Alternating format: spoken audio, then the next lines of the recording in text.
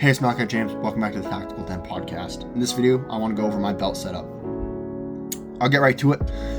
The belt itself is an Eagle Industries belt, pistol belt. The inner belt that I have is the GBRS Group V3 inner belt.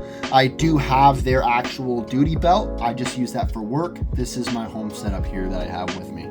So I haven't had any issues with the GBRS Group belt except for the fact that the loop side of the Velcro kind of wore out, so I had to swap it over to the just regular Velcro, and I just taped it over it, and it works just fine now. I mean, I have used this belt every single day for the past 2 years, and so far, I mean, this is the only problem I've had with it, and it still holds up pretty good for what it is. But the actual belt, we'll start here and we'll move around. My tourniquet sits right up front, easily accessible, right? I have it up front so everyone can see, hey, it's clearly a tourniquet. Everyone knows where it is. Also, it's easily accessible for me with both hands, right? And I know a lot of people run it, a med kit on the back of their belt. They have a tourniquet there. I can't reach that if I'm on my back. And so I like to have mine up front. I also don't run one of those med kits or those IFAKs. I might in the future, but for now, this is how I have it set up. I kind of have it down to a science for how I like to run it. But you know, in the future, things could change. But my tourniquet's here. It's ambidextrous. That's really important to me. Moving on down the side, I have a Safariland low ride QLS system with a T-Rex Arms Ragnarok for a Glock 19 with a TLR1 light. I really like this holster. It's a level 1 retention, but hey, it does the job. It's just fine. The actual leg strap I run this for a few reasons, right? I know a lot of people have like their takes on leg straps. I recommend them. There's a couple reasons I recommend them, but the main one being security. But on top of that, with my experience with rolling with people and doing combat with people, like, you know, hand to hand and training, it's a lot easier for people to grab a hold of your holster and rip it away from your body when you don't have this attached. Like, I'm gonna pull, so I'm pulling pretty hard, right? And it only goes this far away from my body. If I unclip this strap and I pull, see how much higher that goes? So I as a combatant, can pull your holster around and move it around, and I can manipulate it so it's easier for me to grab onto. Your gun itself is easier for me to grab onto. I've done this a lot in training. 2 other people that I've trained with, I've grabbed their guns while rolling with them because they don't wear a leg strap, and it's easier for me to manipulate their holster towards my direction so I can pull their gun out, even with a level 3 retention holster. So I have done that, and that's another reason why I like to run the leg strap, and I like to keep the actual holster up closer to my body instead of running a drop leg, but I do like the low ride holster setup. So that's a little bit why I run the way I do, but yeah, however's more comfortable with you, how you like to run it, just burn the reps, make sure it's repeatable. For me, my holster is a little high, technically, because if you curl your fists, your holster bottom should touch where your fingers are, just based off of arm length, but my arm sits a little bit lower, but if I curl a fist, it still touches, so that's fine. I can still reach it, and I burn the reps on it, and I'm pretty quick. So moving along down the back, I have my handcuffs. This is exactly where I carry them on my other belt setup, so it just to keep things consistent and repeatable, my handcuffs sit there.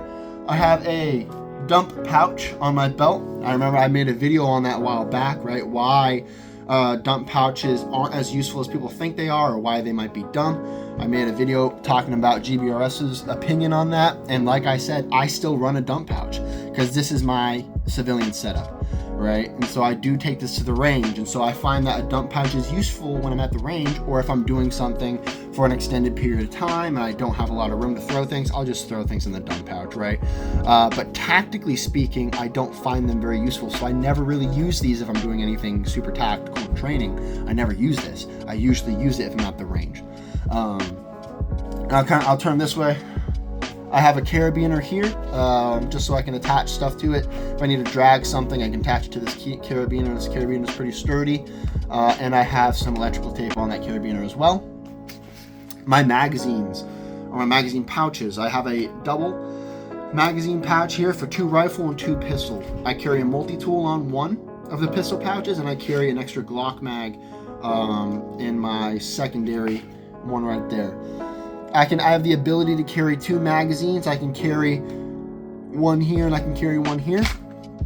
I usually run it with just one right there, and then this extra one I can use to put stuff in it. My phone actually fits really, really well right here, so I can use that to stick my phone in, or something else, or a notebook or whatnot. I usually like to keep this one clear. If I need more magazines, it's super simple. All I got to do is throw this one back, grab another magazine, and now I can run 2 magazines. It's not that big of a deal. I can switch it out whenever I want. Last thing on the belt, my gloves. I carry some Mechanics Jungle Camo gloves. I like these gloves a lot. I've had these for a long time. These are just good gloves. Then I have my chem lights. I carry 4 chem lights on my actual person for my belt, and then I carry some more. I have an extra carabiner here that I can attach to the other side. I can carry a different color or more chem lights, but for general purpose setup, you don't really need more than 4. 4 or 5 is usually the number that I like to run with my chem lights. I'm carrying some pretty large ones here, so I don't really have room to carry any more. But if I had some smaller ones, I'd probably carry about 5 of them and have those on a carabiner. I don't like S-beaners or S carabiners, because I feel like they don't hold things very well. I've had problems in the past where my gloves will just fall off because these things are loose. So they're not really great for doing anything tactical, but I lock these ones down with some tape. So I mean, they're good. They're not going anywhere. But that's the entire setup for the belt, guys. I mean, let me know what you guys think. Like I said, I've been running it for years, and I think I got it down to a science for how I like to run things. So let me know what you guys think in the comments, and let me know how you guys run yours, right? I mean, we all run things a little differently. We all have our, wants, and we all have our do's and don'ts for our own tactical mindset and how we do things. So let me know, and if you guys want to make a video on your guys' belt setups, let me know. Send me the link to it, or just give me your guys' channel. Be like, hey, I made a video on it. I'll watch it, guys. I want to see what you guys are doing, and I want to make sure that we're all in this together. So let me know, and I hope you guys enjoyed the video. Hope you guys maybe take some tips or any tricks that I have on my belt setup that you never thought of before, and I hope it applies to you guys. But yeah, have a good one, and I'll see you guys next time.